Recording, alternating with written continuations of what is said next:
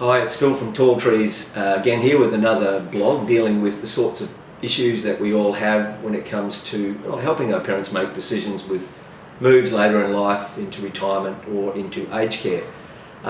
One of the things that's popped up quite regularly is the guilt factor, and who of us out there is sitting there listening to this going, yeah, I know that feeling. My parents aren't making me feel overly comfortable about where they might be going or where I might be going, and I'm feeling guilty about not having mum and dad live at my house, and I'm feeling guilty because I can't get there, and the grandkids who can't get there because I've got sports on, and all of those sorts of things. And in our society it's really common, and it comes up all the time with people that speak to me about this, is we suffer from feeling really guilty when it comes to our parents, and what do we do as they get older?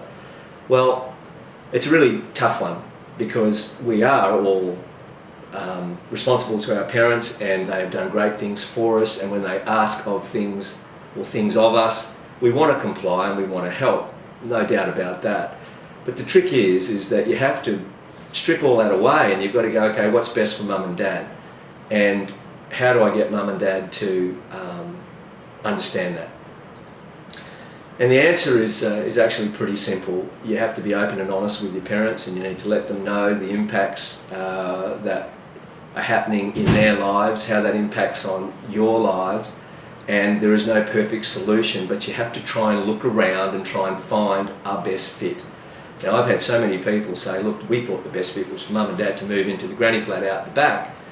And it ends up in tears. Why? Because, well, there's an expectation there's going to be somebody around, and we've all got to work, and we've all got this going and that going. We all love our parents, but we can't be there 24/7. So lonely is lonely, whether you're at home or in a granny flat. Unless you're with like-minded people that you can share experiences with and get on with and have a similar lifestyle to you, you're still going to be lonely. So it doesn't solve the problem, it exasperates the problem.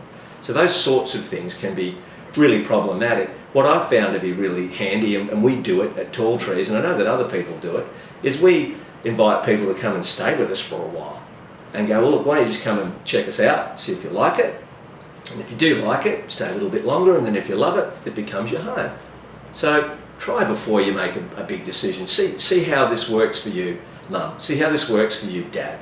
So you're not shoehorning anybody into anything. You're letting your parents make a decision, but you're just helping guide them along an option. So what we've found, and there's a classic example at one of our communities where a lady moved in and said, well, reluctantly, my children have said I should come along and have a little holiday for a week or two, and we couldn't budge her out. She just would not move. She wouldn't go.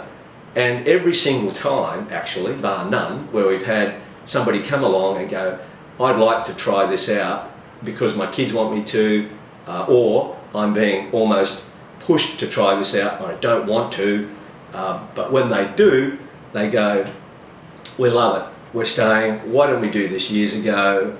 The amount of tears that I've enjoyed sharing with people over how their life has changed for the better, how things have blossomed like romances, and living the latter part of their lives in a situation where they're with like-minded people, new love, plenty of activities, all sorts of stuff. It's quite remarkable, and it's a real litmus test for me. Getting that kind of feedback is what really motivates us to do what we do. So with my own mum, for example, it was a little bit tricky, but I do remember sitting down with her after she'd moved in with us at Tall Trees a little while later and saying, I was feeling guilty about this, mum, and I was feeling guilty about that, and I didn't know how to handle it. She put her arms around me and she said, Phil, it's all right. It's okay. I'm as happy as Larry, cannot be happier. It's okay.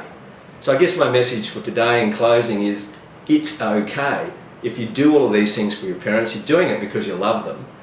You've just got to work out how to help them get to that point, and they will say to you, it's okay. So anyway, that's my note for the day, and if you've got any comments, again, please leave them in the comments box below, and I look forward to sharing more blogs shortly.